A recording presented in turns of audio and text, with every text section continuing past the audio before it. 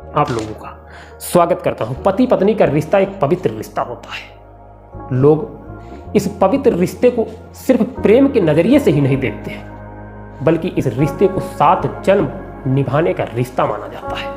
7 जन्म तक साथ रहने का एक पवित्र रिश्ता होता है। लेकिन कभी ना कभी, कहीं ना कहीं इस रिश्ते को ताड़ ताड़ करते हुए देखा भी जाता है। आज जो मैं घटना सुनाने जा रहा हूं, ये घटना बहुत ही दर्दनाक है।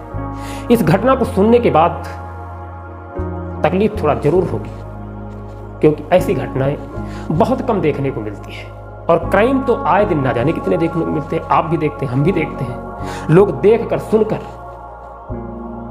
गाली देने पर मजबूर हो जाते हैं, लेकिन किया भी क्या जा सकता है। क्यों ना कितने भी क्राइम सीरियल दिखा दिए जाए, क्यों ना कितनी क्राइम स्टोरी सुना दी जाए लोगों, लेकिन फर्क नहीं पड़ता है।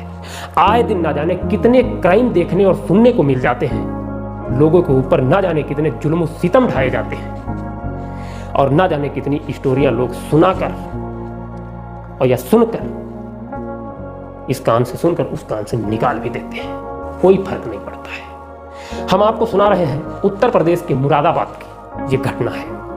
उत्तर प्रदेश के मुरादाबाद के बुद्ध विहार कॉलोनी में रहने वाला एक पति पत्नी का जोड़ा, जो बहुत प्रेम से रहता था, जिसमें ना तो प्यार में किसी प्रकार की खटास थी, न मोहब्बत में किसी भी प्रकार का भेदभाव था। लेकिन फिर भी ना जाने क्यों ये रिश्ता ताड़ ताड़ हो गया, और ना जाने क्यों ये रिश्ता कत्ल में परिवर्तित हो गया। सॉफ्टवेयर इंजीनियर रोहित कुमार, उनकी पत्नी रूबी, जिनकी उम्र होती है 35 वर्ष, मुरादाबाद के कुंदरकी प्रखंड में बेसिक शिक्षा विभाग में शिक्षिका के पद पर रूबी कार्यरत थी। अच्छी खासी नौकरी थी। पति सॉफ्टवेयर इंजीनियर था। पति पत्नी का ये जोड़ा इतना कामयाब था कि पैसे की किसी भी प्रकार की इनकी जीवन में दिक्कत नहीं थी। लेकिन दिक्कत ना जाने कहां से आती है, और वो दिक्कत मोहब्बत से लेकर कत्ल में परिवर्तित हो जाती है। पति पैसे की डिमांड करता रहता था, और पत्नी पैसा देना नहीं चाहती थी।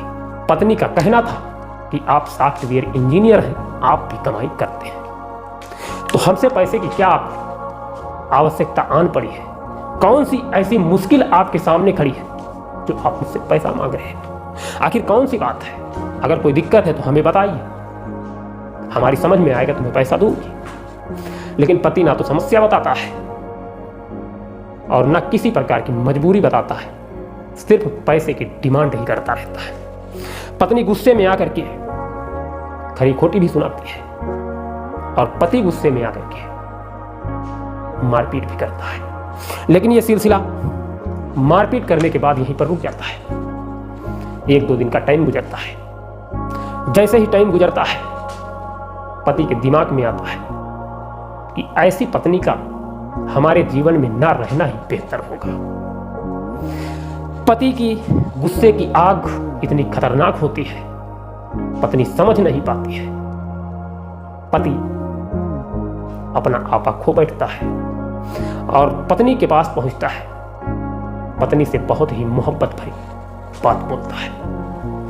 कहता है, चलो ठीक है, कोई बात नहीं है, आपसे हमने पैसा मांगा, आपने पैसा नहीं दिया, कोई बात नहीं, किसी भी प्रकार की कोई दिक्कत नहीं है। पैसा हम भी कमाते हैं, पैसा आप भी कमाते हैं। जिंदगी की कुछ जरूरतें होती हैं, उन जरूरतों को पूरा करने के लिए पैसे की आवश्यकता होती है। हमारे पास पैसा कम पड़ रहा था, इसलिए मैं पैसा मांग रहा था। पत्नी कहती है, कौन सी ऐसी मजबूरी थी जिस वजह से आप पैसा मांग रहे थे? पति मजबूरी फिर भी नहीं बताता है। पत्नी की मोहब्बत भरी बातें पति मोबाइल में रिकॉर्ड करता है, पत्नी से मोहब्बत भरी बातें करता है, और सारी की सारी बातें मोबाइल की ऑडियो क्लिप में रिकॉर्ड कर लेता है। रिकॉर्ड करने के बाद पति घर से बाहर निकल जाता है। आराम से घूम टहल कर रात्रि के समय पति घर वापस आता है। नन्ही सी बेटी थी जिसकी उम्र महज 4 वर्ष थी। उस लड़की का नाम होता है ओजस्वी। वो बेचारी माँ के साथ खेल रही थी। खेलते खेलते झपकी लगती है, सो जाती है। सोने के बाद पति भी लेट जाता है, पत्नी भी लेट जाती है। चैन भरी नींद लेने की कोशिश करते हैं और पूरी रात बोलते बतियाते गुजर जाती है, नींद नहीं आती है। रात गुजरने के बाद अगली सुबह होती है, पत्नी स्कूल जाती है, पति अपने काम से जाता है। और पत्नी जब भी स्कूल जाती थी अपनी 4 साल की बच्ची को साथ में लेकर जाती थी। आखिर वो छोड़ती तो किसके भरोसे छोड़ती? माँ होती है, माँ से अपना बच्चा छोड़ा नहीं जाता है। पत्नी स्कूल में छुट्टी पाती है, अपनी बच्ची को साथ में लेकर के आती है। वही दिनचर्या, वही सारे काम, खाना बनाना, बच्चे को पालना, यही सारे काम वो करती है। शाम को पति भी वापस घर आ जाता है। पति ना जाने किस मूड में था, पत्नी से अब बात नहीं करता है। जब बात नहीं करता है, पत्नी फिर एक बार परेशान होती है कि आखिर क्या बात है, हमारा पति हमसे बात नहीं कर रहा है। पूछती है आज क्या हो गया? कल तो आप बहुत मीठी मीठी बातें करते थे, आखिर आज क्या हुआ है? पत्नी से वो बोलता है ऐसा कुछ नहीं है। तो कहती है आप परेशान हैं। पति कहता नहीं, परेशानी की कोई बात नहीं है, थोड़ा तबीयत नहीं सही है। पति बेडरूम में जाता है, लेट जाता है। पत्नी बच्ची को दूध पिलाती है, खाना खिलाती है, बेडरूम में वो भी जाती है बच्ची के साथ में। 4 साल की बच्ची थी। पति समझता था कि बच्ची कुछ नहीं जानती है, कुछ भी ये नहीं जानती है, ये ना समझ है। लेकिन बच्ची इतनी होशियार थी, सब कुछ समझती थी। बच्ची भी अपने पापा से कहती है पापा आज आप बोल क्यों नहीं रहे? छोटी सी मासूम बच्ची इस तरीके से सवाल करती है, लेकिन वो बोलता नहीं है। जब नहीं बोलता है, बच्ची भी खामोश हो जाती है, लेट जाती है, मोबाइल ले लेती है, मोबाइल में वीडियो देखती है, कार्टून चलाती है। और आजकल के बच्चे, हम भी जानते हैं, आप भी जानते हैं, मोबाइल को लेकर कितने स्मार्ट होते चले जा रहे हैं। बच्ची मोबाइल में व्यस्त हो जाती है। पति क्या करता है? पत्नी को पहले मारता है। एक हैवान पति की इतनी दर्दनाक कहानी। बुरी तरीके से मारता है, इच्छा भर के मारता है, डंडे से मारता है, बेल्ट से मारता है, जिस भी तरीके से वो मार सकता था मारता है। अपने गुस्से को शांत करने के लिए ना जाने किस तरीके से उस पत्नी को प्रताड़ित करता है, उस महिला को प्रताड़ित करता है। आखिर उस महिला का क्या कसूर था? वो महिला भी किसी की बहन होगी, किसी की बेटी होगी। उसका ऐसा क्या कसूर था? उसने ऐसा क्या गुनाह किया था जिस वजह से रोहित उसको बुरी तरीके से मारता है? रूबी चिल्लाती है, दरवाजे बंद होते हैं, आवाज बाहर नहीं जाती है, बुरी तरीके से गिड़गिड़ाती, हाथ पांव जोड़ती है, लेकिन पति नहीं मानता है। पति हैवान बन चुका था और अंततः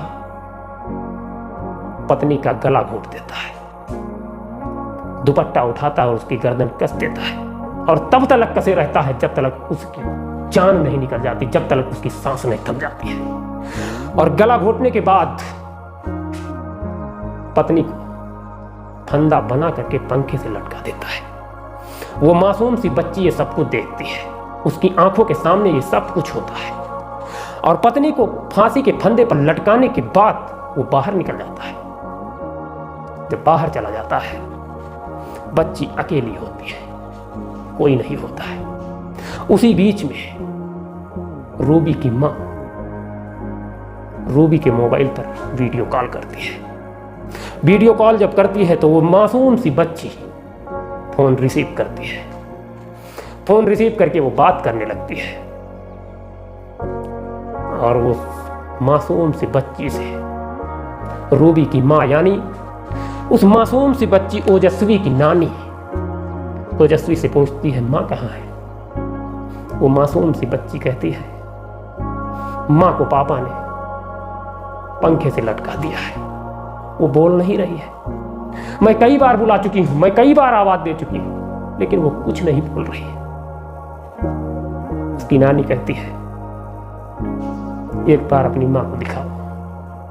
वो मासूम सी गुड़िया उस वीडियो कॉल को, उस कैमरे को रूबी की तरफ घुमाती है। मासूम सी बच्ची उस कैमरे को जब रूबी की तरफ घुमाती है, मां का देखकर कलेजा फट जाता है, क्योंकि बहुत ही नाजों से रूबी को पाला था, पढ़ाया लिखाया था। तब जाकर के वो एक शिक्षिका के पद पर कार्यरत हो पाई थी। कलेजा फट जाता है। दौड़ी दौड़ी अपने पति के पास पहुंचती, यानी कि रूबी के पापा के पास पहुंचती है। उसको उसको बताती है, चिल्लाती है। दौड़कर रूबी के परिवार वाले रूबी के घर पहुंचते हैं, पुलिस को सूचित करते हैं। मौके पर पुलिस पहुंचती है, उस बॉडी को पंखे से उतारती है। उतारने के बाद बॉडी को पोस्टमार्टम के लिए भेज देती है। उस मासूम बच्चे से पुलिस पूछती है, वो छोटी सी नन्ही सी गुड़िया जवाब देती है कि पापा ने मम्मी को पंखे से लटका दिया था। बस यहीं से इस कहानी का खुलासा होता है। फौरन पुलिस उस पति को गिरफ्तार करती है। पुलिस जब उस सॉफ्टवेयर इंजीनियर रोहित से सवाल करती है तो मरता क्या न करता, बुरी तरीके से फंस चुका था। वो समझ चुका था मैं बचने वाला नहीं हूं। प्रत्येक सवाल का बहुत ही आसानी से जवाब देता है। पुलिस कहती है आपने क्यों मारा? वो बोलता है मैं पैसे मांग रहा था, वो पैसे नहीं दे रही थी। 3 दिन पहले हमने हर तरीके से हर संभव प्रयास किया लेकिन उसने मुझे पैसा नहीं दिया। पुलिस कहती है आपको पैसे की क्या जरूरत थी? तो वो कहता है मुझे जरूरत कोई नहीं थी, लेकिन मैं ये समझना चाहता था कि आखिर हमारी पत्नी हमें पैसे देगी या नहीं देगी। मैं ये जानना चाहता था। वो पैसा देने से इनकार कर गई और खरी खोटी अलग से सुना गई, इसलिए हमने उसका कत्ल कर दिया। मैं आपको बता दूं, दुनिया में आपने भी बहुत क्राइम देखे होंगे, दुनिया में हमने भी बहुत से क्राइम देखे सुने हैं, लेकिन ये एक ऐसा क्राइम था जिसने हर किसी का दिल झकझोर कर रख दिया। इसमें वो कहानी छिपी थी जिस कहानी का शायद कभी जिक्र न हुआ, क्योंकि इस कहानी में एक मासूम सी बच्ची किरदार निभाती है और ऐसा किरदार निभाती है कि एक कातिल की पोल खोल कर रख देती है। कहते हैं बच्चे भगवान का रूप होते हैं, बच्चे कभी झूठ नहीं बोलते हैं और ये सत्य है। अगर बच्चा 6 से 7 वर्ष या 10 साल तक का है तब भी वो झूठ नहीं बोलेगा, जो भी बोलेगा सच बोलेगा।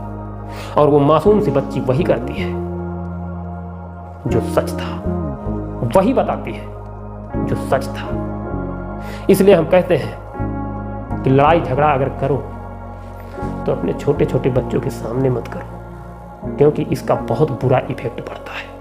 बच्चों की जिंदगी पर बहुत बुरा असर पड़ता है, क्योंकि बच्चे जो भी सीखते हैं अपने माँ बाप से सीखते हैं। बच्चों का गुरु सबसे पहले माँ बाप ही होते हैं। तो माँ बाप को चाहिए कि बच्चों के सामने कभी झगड़ा न करें। और हम आप लोगों से यही कहेंगे कि बच्चों के सामने कभी भी कोई ऐसी बात न बोलें जिस वजह से बच्चे हमेशा हमेशा के लिए अपना गुनहगार आपको समझ लें। इसलिए बच्चों को अच्छी शिक्षा दीजिए, जितना ज्यादा हो सके बच्चों को शिक्षा देने की कोशिश कीजिए। बच्चों को अगर आप शिक्षा देंगे तो हमारे देश का भविष्य बहुत तरक्की करेगा। हमारे देश का भविष्य होते हैं बच्चे, और जब हमारे देश के बच्चे तरक्की करेंगे तो आगे चल करके हमारा देश भी तरक्की करेगा। इस घटना से, इस स्टोरी से हम लेना चाहेंगे इजाजत। मिलेंगे नेक्स्ट वीडियो में। अपना ख्याल रखना, अपने परिवार का ख्याल रखना, हमेशा खुश रहना। मिलते हैं नेक्स्ट वीडियो में। जय हिंद, जय भारत।